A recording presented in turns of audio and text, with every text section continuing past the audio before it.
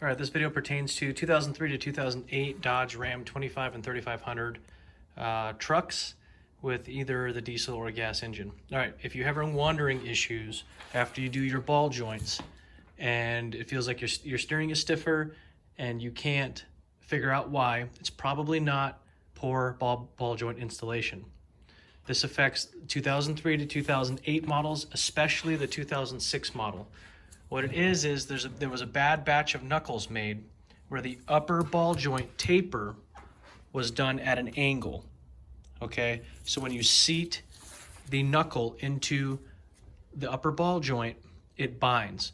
If you can't freely move this knuckle back and forth after your install and it's binding, then most likely on these trucks you have a bad knuckle and need to replace it.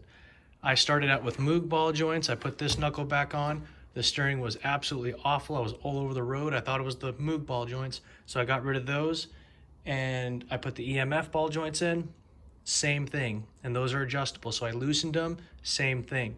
And I began to suspect that it was a taper issue with the knuckle because I noticed that the ball joint wasn't seated as further down as the passenger side as far as the threads were concerned.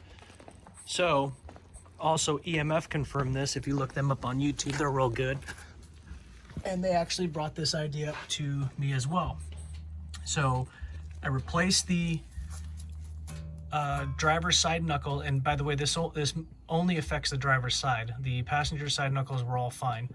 So I bought this from Torque King 4x4 on the internet. It got to me in just a few days. It's the driver's side knuckle, and these are still the EMF ball joints in place here. And I went ahead and did the axle shaft U-joint while I was at it. Now with the new knuckle in with these EMF ball joints, that knuckle just floats back and forth on its own. I got back into the truck and drove it, and it's perfect. So if you're having steering issues, wandering after ball joint repair, 03 to 08 Ram 25 and 3500s, it's most likely your driver's side steering knuckle. Again, this must move back and forth freely. There shouldn't be any binding whatsoever. All right, thanks, bye. All right, so this knuckle should be loose by hand. You should be able to flop it and it should bounce back off each other. Here, it's like that. Here's where the resistance is at. It's tight, and then especially right there in the lock position, it takes a lot of force to bring that loose, completely stiff. Won't move, and stiff right there too. I can't tap it either way, like the passenger side. All right, new knuckle in.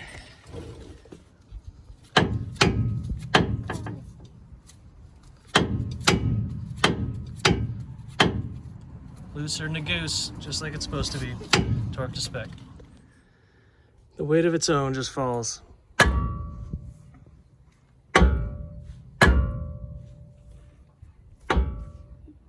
No binding.